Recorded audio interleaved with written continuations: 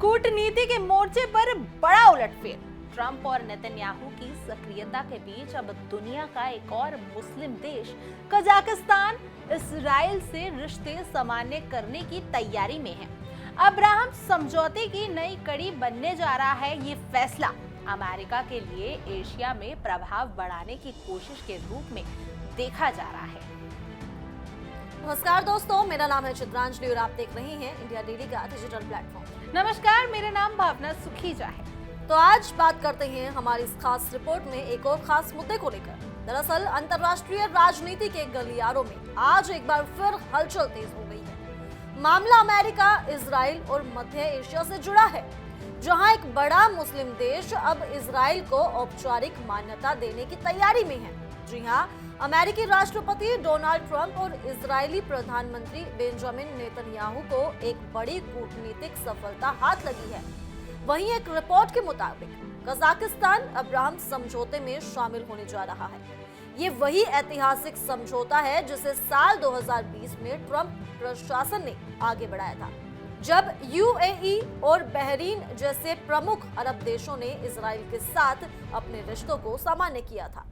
बिल्कुल, और अब 3 साल बाद उसी अब्राहम समझौते में शामिल होने जा रहा है एक और मुस्लिम बहुल देश कजाकिस्तान। अमेरिकी अधिकारियों का कहना है कि इस कदम का मकसद इजराइल और मुस्लिम दुनिया के बीच सहयोग को और मजबूत करना है। रिपोर्ट्स के मुताबिक राष्ट्रपति कासिम जोमार्ट टोकायेव ने खुद व्हाइट हाउस से संपर्क कर ये इच्छा जताई है कि कजाकिस्तान इस समझौते का हिस्सा बने। ये भी बताया जा रहा है कि टोकायेव ने इन दिनों अमेरिका में राष्ट्रपति ट्रंप और 4 अन्य मध्य एशियाई देशों के नेताओं के साथ शिखर सम्मेलन में हिस्सा ले रहे हैं। माना जा रहा है कि इसी दौरान समझौते में कजाकिस्तान की औपचारिक एंट्री का भी ऐलान हो सकता है।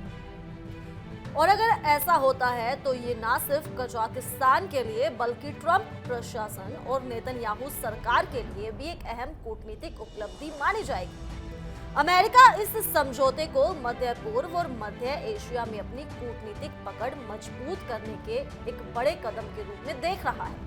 पिछले कुछ सालों में रूस और चीन इस क्षेत्र में अपना प्रभाव बढ़ाने की कोशिश कर रहे हैं।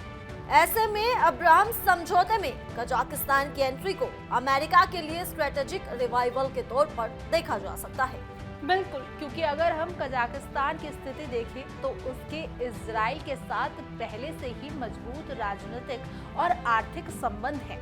दोनों देशों के बीच 30 वर्षों से व्यापारिक और राजनीतिक समझौते जारी हैं। इसलिए विशेषज्ञों का कहना है कि ये कदम भले ही प्रतीकात्मक हो, लेकिन इसके कूटनीतिक मायने काफी गहरे हैं। ये मध्य एशिया के उन देशों को भी संकेत देता है जो अमेरिका और इजराइल से दूरी बनाए रखते आए हैं। वहीं एक अमेरिकी मीडिया रिपोर्ट्स के मुताबिक व्हाइट हाउस में जल्द ही एक आधिकारिक हस्ताक्षर समारोह आयोजित किया जा सकता है। इसमें न सिर्फ कजाकिस्तान बल्कि वे देश भी शामिल होंगे जो अब्राहम समझौते में शामिल होने की दिशा में हैं।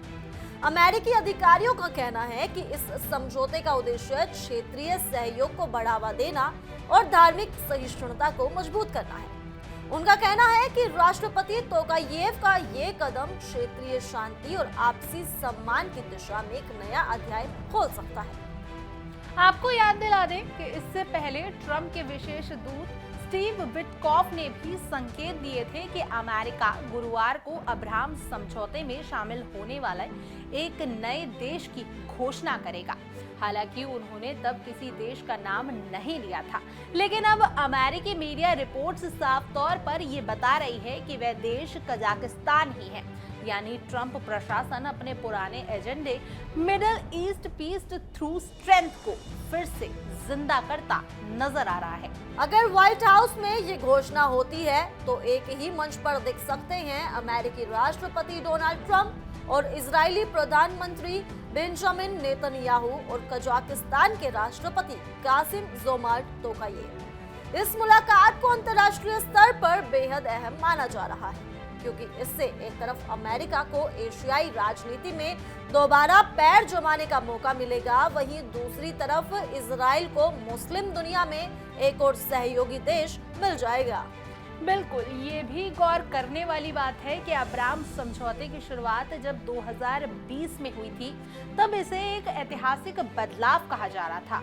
यूएई और बहरीन जैसे देशों के साथ इजराइल के रिश्ते सामान्य होना एक बड़ा कदम था। अब जब कजाकिस्तान भी उसी दिशा में बढ़ रहा है, तो ये इस बात का संकेत है कि ट्रंप की कूटनीति विरासत अभी भी जीवित है और उसका असर अब भी अंतर्राष्ट्रीय मंच पर महसूस किया जा रहा है। वहीं कजाकिस्तान के इस फैसले से न सिर्फ अमेरिका बल्कि खुद इजराइल के लिए भी नई संभावनाएं खुलेंगी। इजराइल के प्रधानमंत्री नेतन्याहू लंबे समय से अब्राहम समझौते के दायरे को बढ़ाने की कोशिश में हैं। उनके लिए एक बड़ी सफलता होगी कि एक और मुस्लिम देश उनके साथ औपचारिक रूप से जुड़ने जा रहा है। लेकिन फिलहाल दुनिया की निगाहें अब उसी ऐतिहासिक पल पर टिकी हैं जब इस समझौते को लेकर व्हाइट हाउस से औपचारिक घोषणा की जाएगी। अमेरिकी प्रशासन की योजना है कि समारोह के दौरान सभी देशों के प्रतिनिधि एक मंच पर आएं और अब्राहम समझौते के तहत अपने सहयोग को सार्वजनिक करें।